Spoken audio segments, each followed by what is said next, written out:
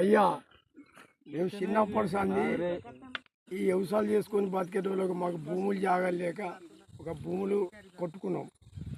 ఏదో 30-40 ఏళ్ళ కింద అప్పుడు కొట్టుకున్నాం. అయ్యా పట్టాలు ఇస్తామని ఎవరు ఇస్తలేరు అంటే ఏమన్నాం అంటే గరీ కానీ గెలిపియాలి, పటేల్ గారిని బొజ్జు పటేల్ను గెలిపిస్తే కూడా మనకు పోరాడి పట్టాలు ఇప్పిస్తాడు అని ఆయనకు మేము ఖచ్చితంగా ఓటేసినాం. ఎక్కడ వేయకుండా అంటే ఆశకేసినాం మేము. ఎందుకంటే పట్టాలు ఇస్తున్నారు, వాళ్ళని ఇప్పిస్తారు. మరి ఇప్పుడు ఏదో గవర్నమెంట్ అంతా లుచ్చ అయితే ఇల్లు కూడా ఇప్పిస్తారు మరి అని ఆశకు బొజ్జు పటేల్ గెలిపించినాం.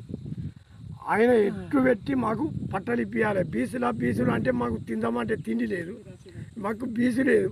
ఒడ్డే రాదు అంటే మనకు తిందామంటే తిండి లేదు మాకు. మేము ఆ రౌతులు కొడదామన్నా కానీ అవి మిషన్లు ఉన్నాయి, ఏదైనా కానీ మిషన్లు అయినాయి, తయారైనాయి, అన్నిటికీ మిషన్లు అయినాయి. మేము ఏం చేసుకొని బతకాలా? మేము ఆశకు మన గరీబులో పటేల్ని గెలిపిద్దామని గెలిపించినాం. ఆశకు ఈ ఆశకే మేము గెలిపించినాం. ఇప్పుడు కూడా కాంగ్రెస్కే ఓటేస్తాం మేము. కానీ మాకు పట్టాలు ఇవ్వాలి, భూములకు ఇప్పటికి రావాలి. మనకు ఆనాడు ఒప్పుకున్నది ఇప్పటికి రావాలి. లేట్ అయింది. దాని కొరకే మేము పోరాడుతున్నాం. అయ్యా మా పరిస్థితికి ఇట్లున్నది. మేము ఎందాక మేము అన్ని పట్టాలైనా మేము బీసులము.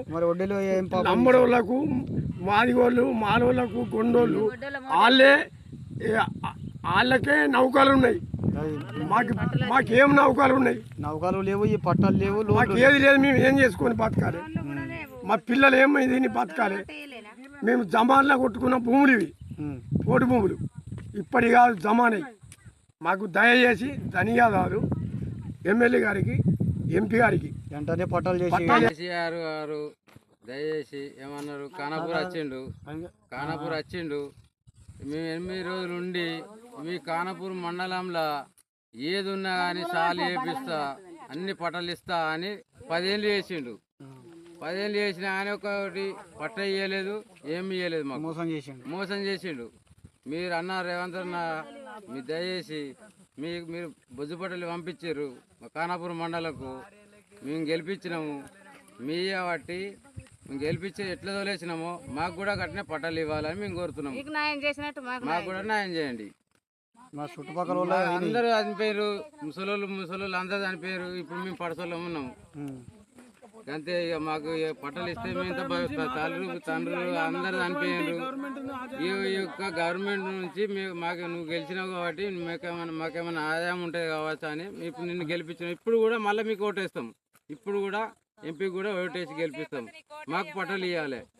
మాకు మళ్ళీ చేసుకుందామన్నా అని, బండి పంపిద్దామన్నా కానీ, ఏదైనా అన్నా కానీ రేంజర్ మహారాష్ట్రలో బాగా స్ట్రిక్ చేస్తారు. లెవెలింగ్ చేయించుకుందామన్నా కానీ, వాళ్ళ కరెంట్ లైన్ వేసుకుందామన్నా కానీ, ఏది వేసుకున్నా కానీ బాగా స్ట్రిక్ చేస్తారు. ఫారెస్టులు రాణిస్తలేరు. ఫారెస్టులతో ఇబ్బంది బాగా అవుతుంది. చేసినా కానీ వాళ్ళు చూస్తూ ఉంటారు, మేము వేస్తూ ఉంటాము, వాళ్ళు చూస్తూ ఉంటారు. అది చూసినా కానీ బండి చేసి పెట్టుకున్నా కానీ బండి వీక్కపోతారు, ఏమో చేస్తారు, గొడవలు చేస్తారు, అన్ని చేస్తారు. పంట అన్ని చేస్తున్నాము మేము. వాళ్ళ ఇప్పుడు పొలం వేసుకున్నా కానీ ఇంకో పంట మీద వేసి ఆ అడ్లు వేసి ఆ పంట మీద తీసుకొని మేము పంట చేసి ఆ అడ్లు తీసుకోవాలనుకుంటే ఇంకొని మీద పంట మీద వేసి అడ్లు మేము పైసలు తీసుకుంటున్నాం. మాకు వేసుకుందామన్నా కానీ ఇప్పుడు ఏ ఆధారం లేదు. మీరు ఏదైనా ఇస్తే ఆధారం మా పట్ట మేము మీద వేసుకొని మేము తీసుకుంటాం, మా పట్ట మీద మేము. మరి ఎమ్మెల్యే గారు కూడా దీన్ని చర్యలు తీసుకోవాలా. దీని మీద మరి రేవంత్ రెడ్డి గారికి, ముఖ్యమంత్రి గారికి ఇవ్వాలా. ఇక్కడ ఉన్నటువంటి గోన్సు వాళ్ళకు కూడా పట్టాలు వచ్చినాయి, ఇక్కడ లంబడోళ్ళకు కూడా పట్టాలు వచ్చినాయి. మరి మాకు మీ ఓట్లు వేయలేమా అంటున్నారు జనాలు. ఇక్కడ మీ మనుషులం కాదా? మేము ఓట్లు వేయలేదా? మరి మేమేం పాపం చేసినాం? ఇక్కడ దాదాపు గతంలో డిఎంటీ ఉన్నటువంటిది క్యాన్సల్ చేసిండ్రు. ఇప్పుడు వీళ్ళకు లోన్లు లేవు, ఎటువంటి ప్రభుత్వ పథకాలు లేవు. మరి ఇప్పుడు ఇక్కడ కష్టపడి కరెంటు లైన్లు కూడా లేవు ఇక్కడ.